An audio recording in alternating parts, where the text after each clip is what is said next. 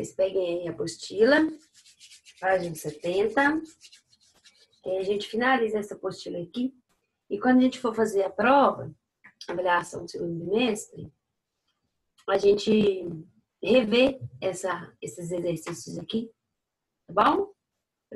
Aí quando a gente for fazer a prova, eu mando para vocês o slide do parnasianismo e do simbolismo. Do parnasianismo eu já mandei, né? Falta só o do simbolismo. Tá bom? Vamos lá. Eu estou aqui, então, página 70, exercício número 8. Exercício número 8. Os parnasianos brasileiros se distinguem dos românticos pela atenuação da subjetividade e do sentimentalismo, pela ausência quase completa de interesse político no contexto da obra e pelo cuidado da escrita, aspirando a uma expressão de tipo plástico. Gente, aqui está falando a diferença dos escritores do parnasianismo para aqueles escritores do romantismo, né? O senhor Antônio Cândido, um crítico, né? A gente estuda muito aqui o senhor Antônio Cândido, o Moisés Massal e qual que é o outro? Tem um outro que a gente fala sempre dele também. Eles são muito bacanas, fazendo essa análise sobre as escolas literárias. A apostila do Benoliel sempre traz esses nomes aí, fazendo uma análise. Então, ele fala o seguinte: a diferença dos escritores românticos, né, dos escritores parnasianos, é que os românticos contêm aquela subjetividade, aquele sentimentalismo derramado do romantismo, aquele sentimentalismo bonito do romantismo, né? Não tem no parnasianismo. E outra coisa que os distingue: os escritores do parnasianismo, eles não têm nenhuma preocupação de cunho social, político, com o que está acontecendo na época, certo? Porque a gente sabe que era uma preocupação, assim, era uma máxima do romantismo, né? Porque o romantismo, ele tinha preocupação de formar uma escola tipicamente brasileira, né? Valorizar o que era brasileiro. E eles falavam tanto da fauna, da flora, sentimentalismo, exaltação da natureza, esse ufanismo, né? Essa valorização exacerbada da pátria. Mas nós sabemos que temos a terceira geração do romantismo, lá no Romantismo e Poesia, encabeçada pelo Castro Alves, que ele vai falar de problemas, né? A literatura, assim, com função social. O que é a literatura com função social? É quando o escritor, ele agrega o seu fazer poético, o seu saber poético, com a sua engenhosidade, com a sociedade, que é palco de conflitos e tensões. Então, ele vai falar da exploração do homem pelo homem, né? Ele vai falar da situação escravocrata no Brasil, ele vai falar das condições a que os negros eram submetidos. Isso é uma literatura com função social. Mostra uma mazela da sociedade. O romantismo a terceira geração do romantismo era puramente isso, não é? E nós não vamos falar que é só em poesia, porque na prosa também. Nós percebemos aí, naquela análise que nós fizemos semana passada para fazer a prova sobre o livro Senhora, do Zé de Alencar, a gente rememora, né, já sabem, vocês já viram, a gente rememora que o romantismo tinha essa função de mostrar a sociedade de máscaras, né? Então, isso daí é um comportamento da sociedade, a função social, não é? Mostrar a mazela da sociedade. As pessoas achavam que tinha que fazer casamento por conveniência para poder ter uma ascensão na sociedade a qualquer custo, né? Então, isso daí é a literatura que mostra o que acontecia na época, né? Na sociedade. Ou seja, a sociedade, palco, como eu falei, de tensões e conflitos nas páginas da literatura. O parnasianismo não tem nada disso, não. O parnasianismo não se preocupa com o que está acontecendo na sociedade, né? E o engraçado é que o parnasianismo, ele acontece assim, na mesma época que o realismo e o naturalismo, né? O realismo lá com seus ideais de fazer um raio-x da sociedade, o naturalismo mostrando que o homem é produto do meio, da raça, no momento histórico, então quer dizer que está mexendo com o político, com o social, não é? Mostrando as mazelas do Curtiço, por exemplo. Vocês estão lendo o Curtiço, nós vamos fazer uma análise do Curtiço para depois fazer a avaliação do segundo bimestre, galera. Esquece não, hein? Então, o parnasianismo acontece concomitantemente, é a mesma época, né, praticamente, e final do século XIX ali. E ele não tem nada a ver com problemas sociais. O escritor não fala de nada de problemas sociais, não tem aquela subjetividade exacerbada, né? Você vê como que as correntes literárias não é assim, acaba uma e começa a outra. Às vezes elas convivem ao mesmo tempo, né? Mas com características assim muito próprias de cada uma, ok? Vamos lá. Então, ó, o senhor Antônio Cândido aí falou dessa referida atenuação da subjetividade, do sentimentalismo, está bem exemplificada na seguinte estrofe do poeta parnasiano Alberto de Oliveira. O Alberto de Oliveira, junto com o Olavo Bilac e o Raimundo Corrêa, né, a tríade parnasiana, são os três nomes do parnasianismo brasileiro. O Alberto de Oliveira, os versos dele, além de muito rigor formal, né, são altamente descritivos. Ok? Vamos ver aqui onde é que a atenuação da subjetividade e do sentimentalismo está mais latente. É quando em meu peito rebentasse a fibra que o espírito enlaça a dor vigente, não derrame por mim nenhuma lágrima em pálpebra demente. Falando da morte dele. Erguido em negro mármore luzidio, portas fechadas no mistério enorme, numa terra de reis, mudo e sombrio, sono de lendas em um palácio enorme. Um palácio dorme. Letra B. A letra C. Eu vi e minha alma, antes de vê-la, sonhara a linda como agora a vi. Subjetivismo um pouquinho aí, hein? Longe da pata, sob um céu diverso, onde o sol, como aqui tanto não arde, chorei saudades do meu lar querido, ave sem ninho que suspira à tarde. É característica do parnasianismo também o saudosismo da pátria, tá? A valorização da pátria, mas não com tanta exacerbação como era o romantismo, tá? Não é aquele ufanismo, não, né? Mas fala. O Olavo Bilac tem até uma poesia que ele fala com a criança: ama a tua pátria, criança, ama o teu país, alguma coisa assim. Tem um exercício aqui, depois nós vamos corrigir. Vamos lá? A letra D, a letra E. Eu morro, qual nas mãos da cozinheira, o marreco piando na agonia. Marreco é igual um patinho, que é muito gostoso. A carne dele é deliciosa. Então ele fala que ele está se comparando com o marreco. Como cisne de outono que gemendo entre os hinos de amor se enternecia. Letra B, tá, galera? Erguido em negro mármore do dia. A única que foge da temática, né? 9. Agora nós vamos falar da diferença do parnasianismo para o realismo e naturalismo. Observe. Por isso que eu gosto de corrigir todos os deveres, porque você vai fixando as características da corrente. Ok? Diferentemente do realismo e do naturalismo, que se voltavam para o exame e para a crítica da realidade, o parnasianismo representou na poesia um retorno ao clássico, com todos os seus ingredientes. Olha os ingredientes do retorno ao clássico. O princípio do belo na arte, a busca do equilíbrio e da perfeição formal. Ó, o princípio do belo na arte, sabe que a beleza? É que, tanto que o Olavo Bilac tem uma poesia que vai falar sobre o ato de fazer a poesia tem que ser igual ao ourives, né? O belo, olha, tem coisa mais bela do que uma joia preciosa, né? Não tem. Então, ó, todas as belezas do mundo são comparadas a joias preciosas, né? Quando ela excede, é mais que uma joia, entende? E a busca do equilíbrio e da perfeição formal. O equilíbrio, né, mantém as sílabas métricas, perfeição formal. O parnasianismo preza muito por casar a forma e o conteúdo, não é? Casa a forma e o conteúdo, a forma estrutural do poema e o conteúdo. Tem que ser uma linguagem bem trabalhada, tá? Lima, alteia a linguagem, enfim, entendeu? Engasta a rima como um rubim, como se diz o Olavo. Os parnasianos acreditavam que o sentido maior da arte reside nela mesma, a arte pela arte, em sua perfeição e não na sua relação com o mundo exterior. Por isso que eles não falavam de nada que estava aquém ao sentimento, ao que o poeta estava falando ali no momento. Tá certo? Não tem que relacionar a arte com o mundo exterior, com a política que está acontecendo, com a sociedade, ou como que a sociedade vive, as conveniências sociais, política vigente. Não. A arte independe disso, entendeu? Por isso que às vezes em algumas poesias há a menção a torres de marfim.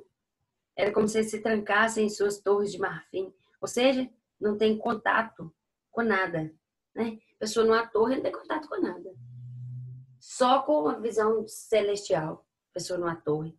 Não sei se vocês já leram, vocês veem como que a literatura, ela é toda conectada, toda. Tem um conto do Edgar Allan Poe que se chama O Retrato Oval. Em O Retrato Oval, um soberano e o seu servo invadem um castelo abandonado porque estão muito mal, né? Começa a cena desse castelo abandonado que o meu servo resolveu nos trazer, a narrador personagem que nos conta a história, e entrou no castelo, aí vai dando descrições do castelo, cortinas pesadas, grandes pilastras arredondadas e um quarto onde eles resolveram eleger para poder dormir. O quarto tá cheio de quadros. Cheio de retratos. E ele começa a olhar aqueles retratos. E aí, quando ele se deita na cama, ele percebe que atrás de uma das pilastras tinha um retrato que ele não viu. É um retrato oval de uma mulher. Mulher bastante bonita. Sim, no auge da sua beleza, sua juventude, né, com seus 22 ali, 25.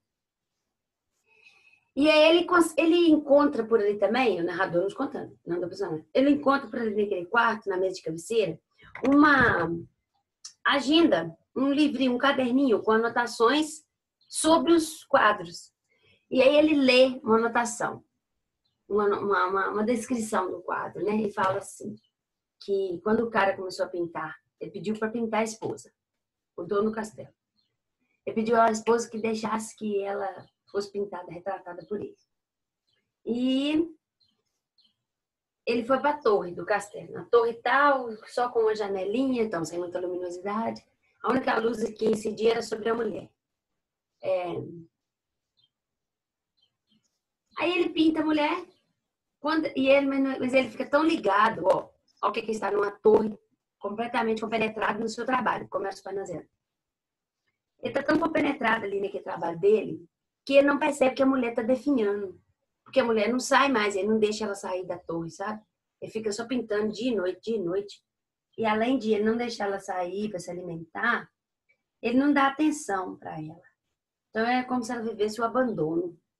E ela vai definhando aos poucos. E aí quando ele termina de pintar a obra-prima dele, quando ele dá a última pincelada, que é a cor da boca, ele percebe que deu a última pincelada e fez a boca, e a mulher desfaleceu. Ou seja, era como se ele estivesse tirando a vida da mulher e lançando no retrato oval. Entendeu? Por que isso aconteceu? Aí a narração vai falando que ele ficou ali, né? Muito fissurado em fazer aquele trabalho, passou a dar mais valor ao trabalho do que da esposa, que ele não percebeu que a esposa definhava. A olhos vistos, só ele não percebeu. Né? Por quê? Porque ele estava ali, compenetrado dentro daquela torre. Por isso que os parnasianos, eles utilizam essa expressão de estar numa torre. Porque quando você está numa torre, você está preso, né, involuntariamente, você é aprisionado, como a princesa do Shrek lá. Ou você está por livre, espontânea vontade, né, voluntarioso, e porque você está compenetrado em um trabalho e ali você não vê mais nada, você não vê o mundo. Tá certo? Está numa torre. Ok? Entendido? Essa história do retrato é muito bacana. Depois vocês leiam esse conto do Edgar Allan Poe. E ele dialoga também com outra obra assim, grandiosa, conhecida no mundo inteiro, que é o Retrato de Dorian Gray. O Retrato de Dorian Gray também é bastante bacana. O cara pintou o retrato do menino, o Dorian é muito bonito, e tem até o filme. E aí o Dorian vê aquela foto e tem um senhor lá, o Lord Henry, que fica falando demais na cabeça do Dorian, que ele é muito bonito, mas que essa beleza vai acabar. Fica falando da brevidade da vida, da efemeridade, que a beleza é uma coisa muito fugaz, que passa muito rápido. Hoje você está gostando desse retrato. Hoje você está gostando desse retrato, Dorian. Mas Daqui 20 anos você vai odiar esse retrato, porque ele vai estar bonito do mesmo jeito que você está velho e enrugado. É uma obra sobre a influência do homem sobre o homem.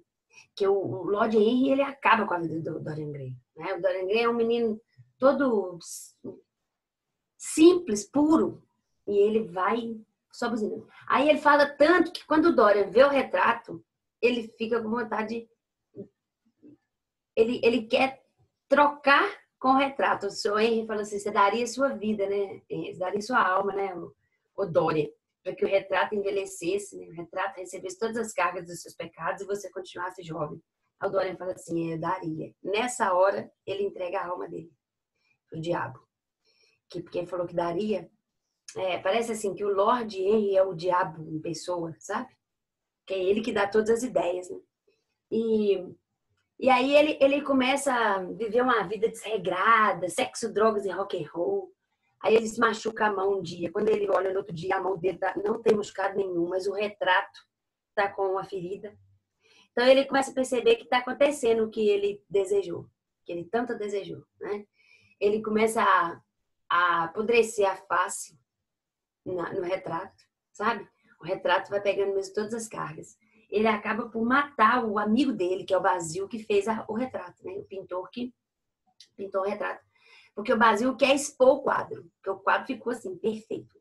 Né? Porque ele é um menino muito bonito e o Basil se apaixonou por ele, de verdade. Tá? Uma relação... não chega a ter uma relação homossexual, mas ele se apaixona pelo Dorian. Que não é difícil, que o Dorian é bonito demais mesmo, sabe? Mas... Aí o Brasil quer expor o retrato e ele não deixa. Aí fala, mas por que você não deixa? O que aconteceu com aquele quadro? Onde você enfiou esse quadro que não está mais aqui exposto na sua sala? Aí fala assim, você quer ver? Vamos lá. Aí leva ele no sótão, que ele escondeu o retrato, porque o retrato está se modificando, né? Aí ele escondeu o retrato. Aí quando ele chega lá, que ele tira o pano, o Brasil fica horrorizado. Ficou horrorizado. Ele fala, que seu demônio, eu não pintei isso aí não é minha pintura não. O que você fez com esse retrato? E aí ele sai, quando ele vira assim, o Dorian vai e mata ele. Dá uma punhalada no pescoço. Quase igual o Roger Ackroyd, olha o que eu tô falando com vocês, que a literatura é toda emaranhada. Vocês leram o Roger Ackroyd comigo, o assassinato do Roger Ackroyd, lá no 9º ano. Não leram? Lembra? Que o Ian contava pros outros e eu zanguei com ele? Então, contava a história. Aí dá uma punhalada no pescoço, mata o Basil. Olha que doideira. Aí no dia seguinte ele percebe que aquela mão que ele esfaqueou, o Basil, tá pingando sangue no retrato. Então é muito bacana. Sei que no final das contas, ele percebe que vai ter que destruir aquele retrato. Né? Ele fala assim, não, eu vou destruir esse retrato, porque aí eu recebo as cargas do pecado e eu fico livre dessa maldição. Só que quando ele esfaqueia o retrato, ele se mata também. Olha que doideira. Literatura engenhosa demais, a literatura do retrato de Dorian Gray. É muito bacana. Os meninos, do Oscar Wilde, né? Os meninos do 9º ano leem ele, ó, agora. Retrato de Dorian Gray. A partir do ano passado eu coloquei na lista, porque faz parte da lista do Bernoulli. Aí a escola tem. Essa aqui é a série Reencontro, né? É uma releitura da obra, né? Porque a obra mesmo tem 400 páginas. Mas depois vocês peguem na escola para vocês darem uma olhadinha, tá? Que é muito bacana. É o que eu tô falando. Engrandece o seu saber literário. Porque você percebe que é tudo conectado, é tudo ramificado. Nós começamos a falar de torre em torre, nós estamos falando já de outro retrato, aí falou da torre, depois já foi pro retrato. O escritor fica na torre, da torre falei do retrato oval, do retrato que a mulher morreu, dialoga com o retrato de Dorian Gray, que aí quando ele esfaqueia o retrato, ele morre. Só que aí quando ele esfaqueia o retrato fica novo. Ele fica novo na foto. Como se fosse quando ele foi pintado. E ele recebe as cargas do pecado. Ele só é reconhecido por causa dos anéis nos dedos dele. Porque passaram 18 anos e ele tá jovem do mesmo jeito. Entendeu? Ele tá jovem do mesmo jeito. Então aí ele recebe todas aquelas cargas dos 18 anos. E ele fica muito velho, né? Termina o livro assim. Ele esfaqueia o retrato e morre. É muito bacana. Vocês leem, tá? Um livro muito rico. Cheio de frases de efeito, sabe? Muito bacana. Traz frases de efeito do Henry, né? Vamos lá. Os parnasianos acreditavam que o sentido maior da arte reside nela mesma, né? Na sua perfeição e não na sua relação com o mundo exterior. Sobre o parnasianismo, assinale a alternativa correta. Lá na letra C, ó. Os parnasianos consideravam que certos princípios românticos, como a simplicidade da linguagem, a valorização da paisagem nacional, o emprego de sintaxe e vocabulários mais brasileiros, o sentimentalismo, tudo isso ocultava as verdadeiras qualidades da poesia. Então, para os parnasianos, essa linguagem simples demais, essa valorização de sentimentalismo, de paisagem nacional, isso empobrece a poesia. Não empobrece nada, né, gente? Minha terra tem palmeiras onde canta o sabiá, as aves que aqui gorjeiam não gorjeiam. Nosso céu tem mais estrelas. Olha isso que empobrece. Claro que não empobrece. Não permita, Deus, que eu morra sem que eu volte para lá, sem que ainda viste a palmeira onde canta o sabiá. Não empobrece. De verdade. Letra C, tá? A letra A falou que os maiores expoentes ocupam da literatura indianista, claro que não. Um exemplo de poesia parnasiana, Suspiros Poéticos e Saudade, Gonçalves de Magalhães. Gonçalves de Magalhães foi quem introduziu o romantismo do Brasil, poesia, foi a primeira obra do romantismo do Brasil, Suspiros Poéticos e Saudades, Gonçalves de Magalhães, tá? Depois teve o outro, né? O Gonçalves Dias, que foi o figurão. A letra D tá falando de Tomás Antônio Gonzaga e Cláudio Manuel da Costa, esse é arcadismo brasileiro, os dois grandes amigos do Joaquim José da Silva Xavier, o Tira. Ok? 10. Assinale a alternativa correta. A poesia parnasiana caracterizou-se no Brasil pelo extremo sentimentalismo de suas imagens? Não, é a letra C. Olha, a poesia parnasiana brasileira investiu mais no caráter plástico de suas imagens do que na musicalidade dos versos. Ok? Letra C. 11. Leia os versos de Olavo Bilac. Acho lindo esse nome. Olavo Bilac. Olavo Braz Martins dos Guimarães Bilac. Não se mostre na fábrica o suplício do mestre, e natural o efeito agrade sem lembrar os andames do edifício. Porque a beleza, gêmea da verdade, a arte pura, inimiga do artifício, é a força e a graça na simplicidade. Ó, aqui ele fala o seguinte, olha, quando o prédio está lindo, maravilhoso, pronto, você não enxerga os andames que foram utilizados para fazer. Ou seja, você vê a obra-prima, mas você não sabe o suor que teve por trás daquilo ali. É isso que ele fala. Beleza? Beleza? Ó, os versos denunciam, letra C, a busca da perfeição na expressão, visando ao universalismo, como exemplificam os termos beleza e verdade, grafados com maiúsculo. Ok?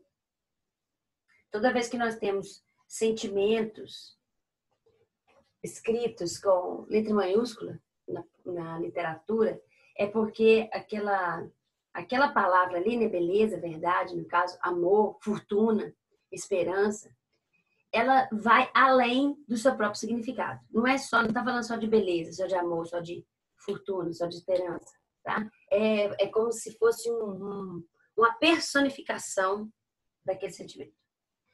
11. A propósito da poesia parnasiana, é correto afirmar que ela, letra C, acentua a importância da forma, concebendo a atividade poética como habilidade no manejo do verso. A atividade poética é uma habilidade no manejo do verso, porque o escritor, ele não tem dom, ele trabalha firme para poder conseguir aquela poesia mais bela possível. Não tem nada de dom, não. É trabalho suado, forçado.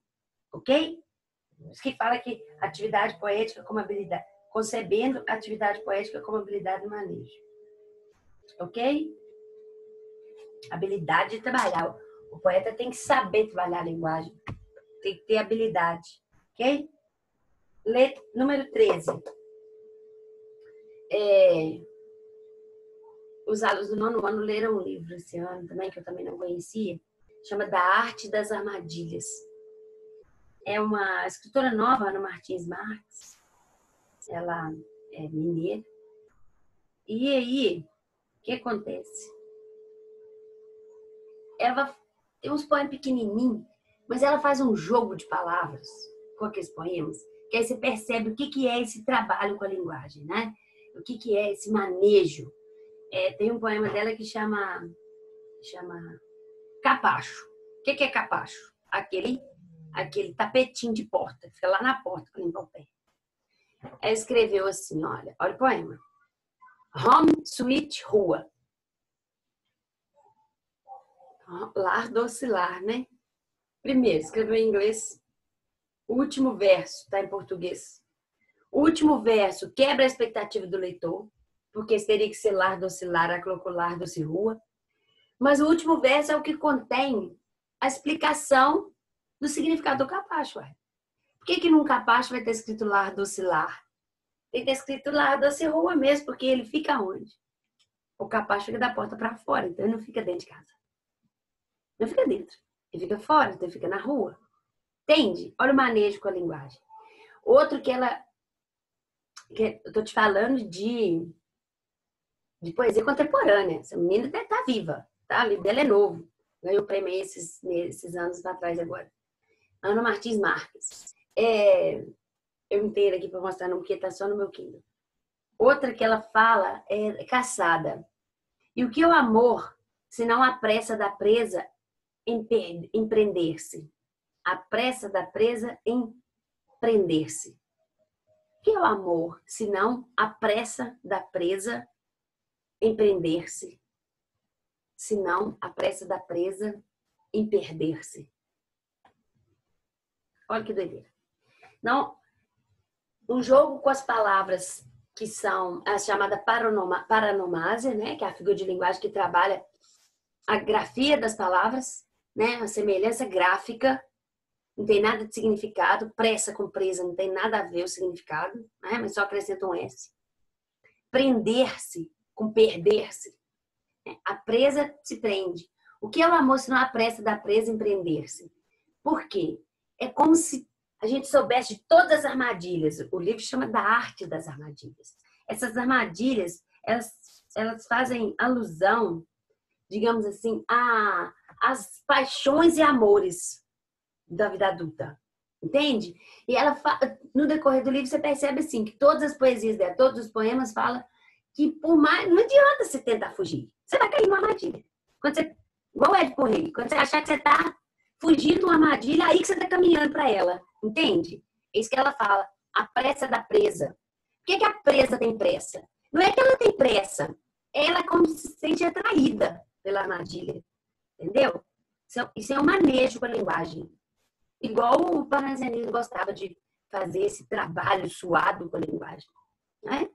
Então, hoje nós temos escritores. Não tem característica parnasiana, não.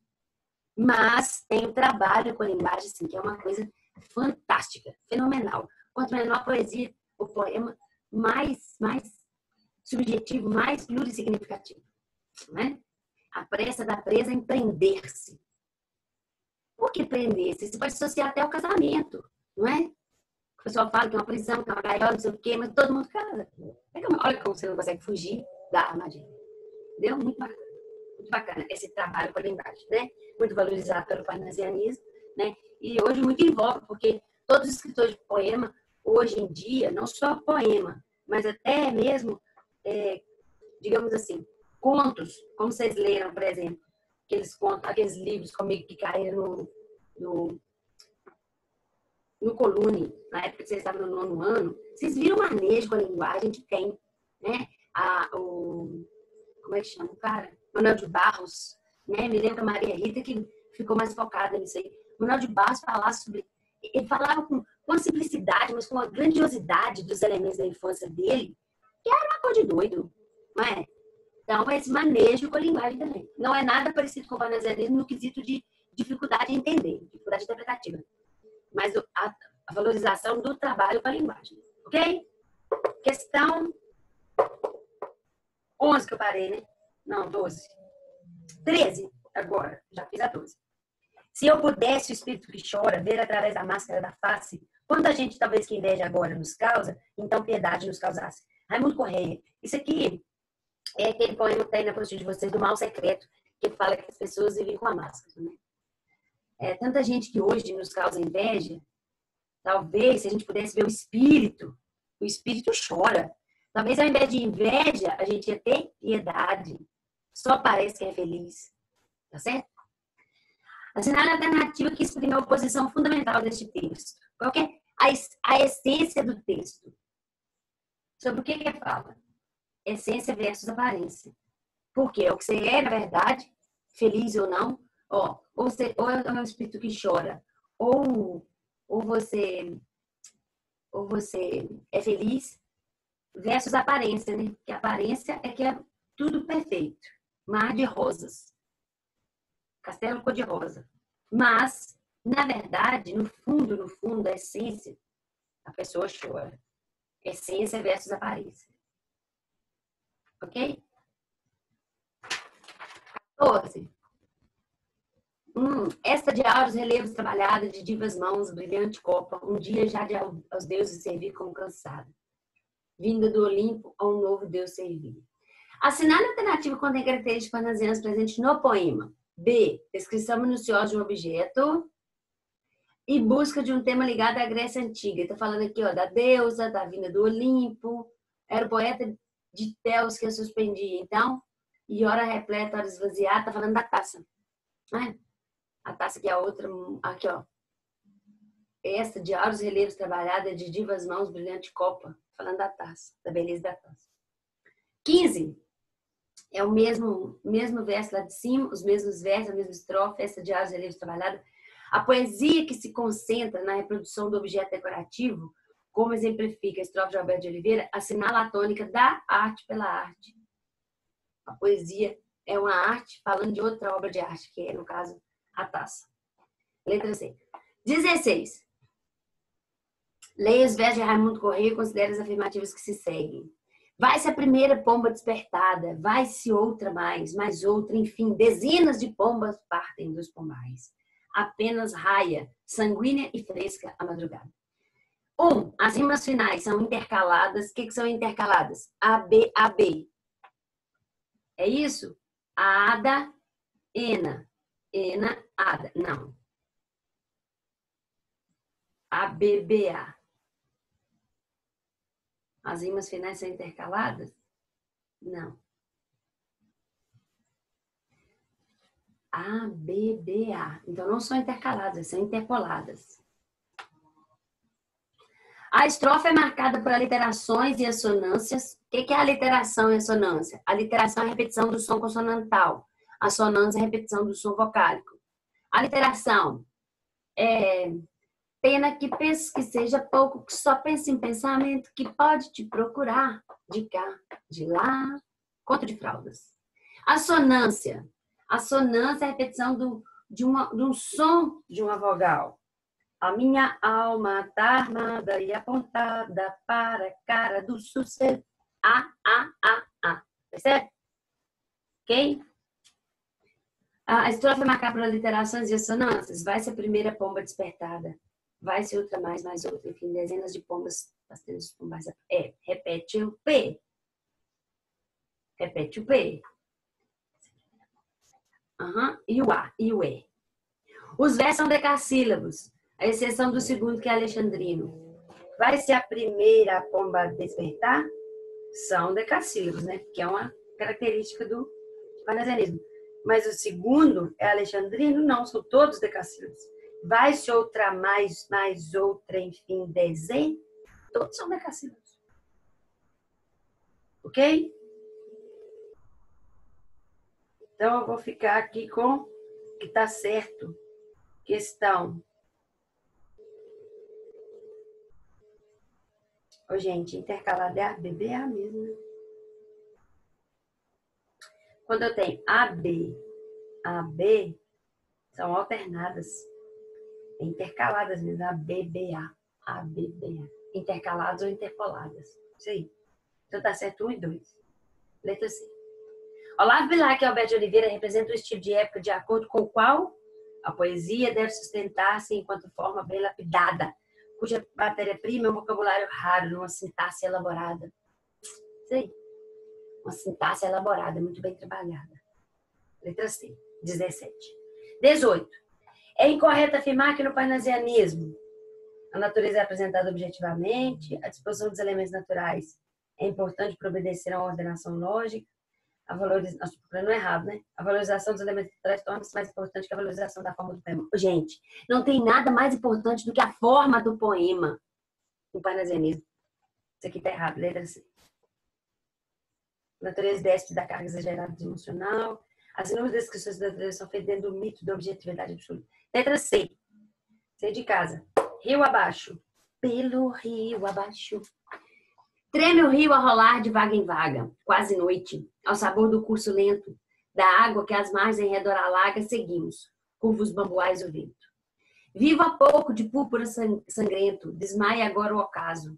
A noite apaga, a derradeira luz do firmamento, rola o rio a tremer de vaga em vaga. Um silêncio tristíssimo por tudo se espalha, mas a lua lentamente surge na fímbria do horizonte mudo. E o seu reflexo pálido, embebido como um gládio de prata na corrente, rasga o seio do rio adormecido. A luz de prata rasga o seio do rio adormecido. Por que a luz rasga o seio do rio? Porque o leito do rio fica como se fosse com um risco, né? Que é aquela projeção da lua. Não fica certinho, porque o rio, como tem movimento, fica como se fosse um vinco, né? Sobre o poema, é correto. Letra E. O recurso ao soneto é a personificação do rio indicam a estética parnasiana do poema, que pregava o apuro formal e o retrato de objetos e de coisas, para não haver extravasamentos sentimentais humanos. Não pode ter extravasamento sentimental.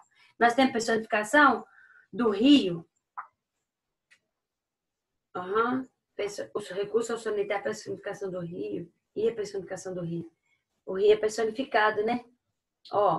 Que ele fala aqui, que o rio, curva os bambuais, deixa eu ver.